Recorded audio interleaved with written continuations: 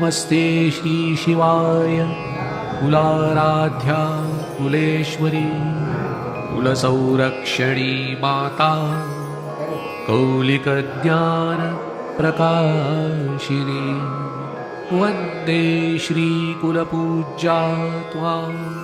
कुलाम्बा कुलरक्षिणी वेदमाता जगन्माता लोकमाता हितैषिणी आदिशक्ति समुद्भूता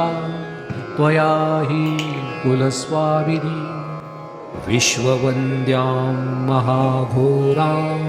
त्राहि मां शरणागतः त्रैलोक्यहृदयं शोभे